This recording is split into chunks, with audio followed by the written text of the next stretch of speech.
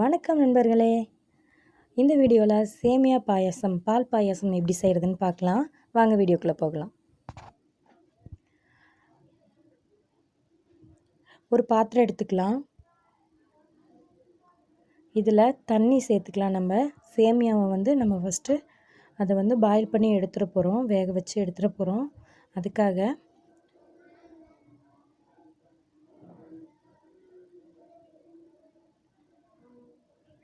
நான் 2 டம்ளர் தண்ணி ஊற்றிருக்கேன்.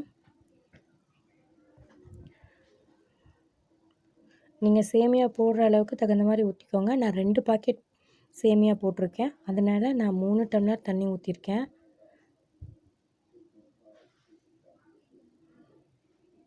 இப்போ சேமியாவை உள்ளே போட்டுடலாம்.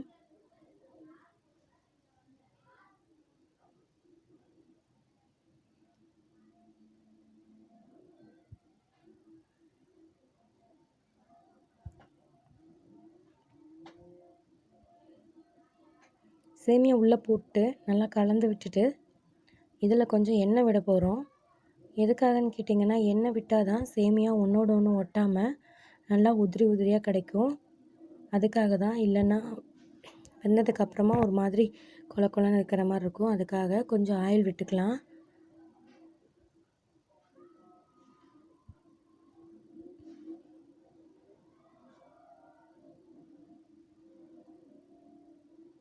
கொஞ்சமாக ஒரு 1/2 டீஸ்பூன் விட்டிங்கன்னா கூட போதும். இது ஒரு 2லேருந்து ஒரு 3 நிமிஷம் வெந்ததுன்னா போதும் இந்த சேமியா. அதை எடுத்து நீங்கள் பார்த்திங்கனாவே தெரியும், 3/4 பதத்தில் இருக்கணும். நீங்கள் அமுத்துனீங்கன்னா அது நல்லா நசுங்கக்கூடாது, பாதி தான் நசுங்கணும், அந்த மாதிரி இருக்கணும். கையில் அமுத்தி பார்த்தீங்கன்னா பாருங்கள், இப்போ ரெடி ஆகிடுச்சு. இது ஒரு 2 நிமிஷம் கரெக்டாக டைம் பார்த்து வச்சிங்கன்னா ஒரு 2 நிமிஷம் 3 நிமிஷம் இருந்தால் போதும், இல்லைன்னா குழஞ்சிரும். நான் பால் 1/2 லிட்டர் எடுத்திருக்கேன். நீங்கள் க்ரீம் மில்க் எடுத்துக்கோங்க, நல்லாயிருக்கும், க்ரீமியாக இருக்கும் பாயசத்துக்கு. நான் 1/2 லிட்டர் பால் எடுத்திருக்கேன். பாலை காய்ச்சி எடுத்து வச்சுக்கலாம். இப்போ முந்திரி திராட்சை இதெல்லாமே நம்ம ஃப்ரை பண்ணிக்கலாம். நான் நெய் இப்போ 2 ஸ்பூன் போட்டுக்கிட்டேன்.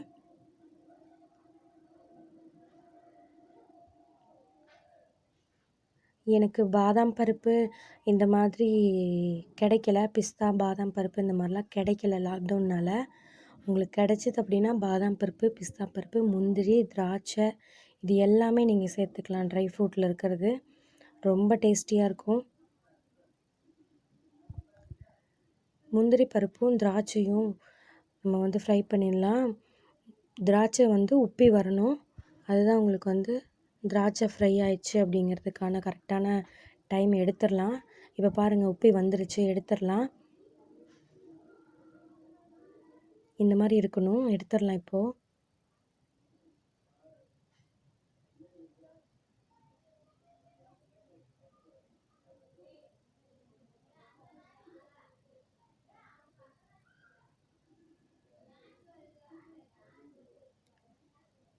இதில் இப்போது நம்ம காய வச்சுருக்க பாலை உள்ளே ஊற்றிடலாம். இதில் தேவையான அளவு நீங்கள் தண்ணி சேர்த்துக்கோங்க. 1/2 லிட்டர் பால் அப்படின்னா நீங்கள் 1/2 லிட்ரு இன்னும் 1/4 லிட்ரு வரைக்கும் நீங்கள் தண்ணி ஊற்றலாம். ரொம்ப கெட்டியாக க்ரீமியாக வேணும்னா நீங்கள் 1/4 லிட்ரு தண்ணி ஊற்றினா போதும். இல்லை எனக்கு ஓரளவுக்கு லிக்விடாக வேணும்னா 1/2 லிட்ரு வரைக்கும் நீங்கள் தண்ணி ஊற்றலாம். இதில் 1 லிட்டர் பாயாசம் கிடைக்கும். நான் சுகர் பவுடர் ரெடி பண்ணி வச்சுருக்கேன். ஏலக்காயும் சர்க்கரையும் போட்டு மிக்சியில் நான் பொடி பண்ணி எடுத்து வச்சுருக்கேன். அதை தான் இப்போ போடுறேன் நான்.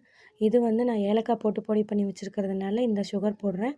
அது இல்லாமல் தனியாக நீங்கள் இது ஸ்வீட் அதிகமாக இருக்காது, கொஞ்சம் தான் போட போகிறோம். உங்களுக்கு ஸ்வீட்டுக்கு இன்னும் எவ்வளோ தேவையோ அந்த அளவுக்கு நீங்கள் சர்க்கரை போட்டுக்கலாம்.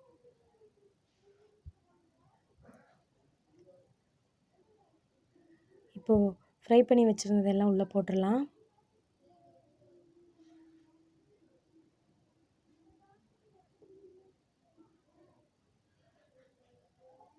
நம்ம சேமியா வேக வச்சதை நம்ம அதை மறுபடியும் ஜில் வாட்டர், கூலிங் தண்ணி கூலிங்காக நார்மல் வாட்டர் தான், ரொம்ப கூலிங் இல்லை, நார்மல் நம்ம வார்ம் வாட்டர் இருக்கு இல்லைங்களா, அந்த தண்ணியை ஊற்றி நம்ம வந்து ஒரு டைம் அதில் ஒரு டைம் வந்து சூடாக இருக்கிறத எடுத்து போட்டு அலசிட்டு எடுத்து தனியாக வச்சுக்கலாம். அப்போ வந்து உங்களுக்கு அந்த தண்ணி வடிய வச்சு எடுத்து வச்சிட்டோன்னா அந்த கொல கொலன்னு இல்லாமல் சேமியா வந்து உங்களுக்கு நல்லா உதிரி உதிரியாக கிடைக்கும். இப்போ இருக்கிற மாதிரி அப்போ தான் உங்களுக்கு சேமியா வந்து பாயசத்தில் எடுத்து சாப்பிடும்போது நல்லாயிருக்கும். இல்லைன்னா கொல கொலன்னு இருக்கிற மாதிரி இருக்கும், சாப்பிட்றதுக்கு நல்லா இருக்காது. அதனால் நீங்கள் வடிகட்டி ஒரு 5 நிமிஷம் வச்சுருங்க. தண்ணி ஃபுல்லாக ட்ரை ஆனதுக்கப்புறமா நீங்கள் அதில் எடுத்து சேர்க்கலாம்.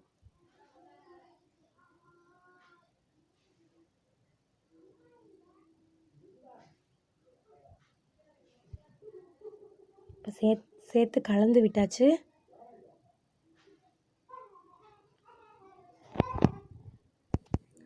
கலந்து விட்டுறலாம். இது ஒரு கொதி வர வரைக்கும் நம்ம வெயிட் பண்ணலாம். இது ஒரு கொதி வரட்டும். கொதி வந்ததுக்கப்புறம் நெய் சேர்த்து நம்ம இதை வந்து இறக்கிடலாம். அவ்வளோதான், பாயசம் ரெடி ஆகிடுச்சு. இப்போ இது லைட்டாக கொதிக்க ஆரம்பிச்சிருச்சு. இதில் இப்போ வந்து நம்ம நெய் சேர்த்துடலாம். நெய் சேர்த்துட்டு ஒரு கொதி வந்தோன்னா நம்ம இறக்கிடலாம்.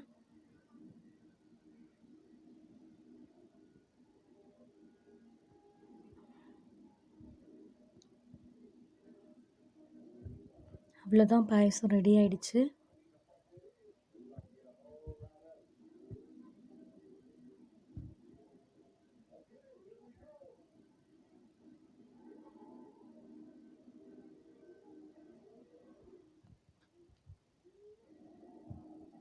அவ்வளோதான், நல்லா கலந்து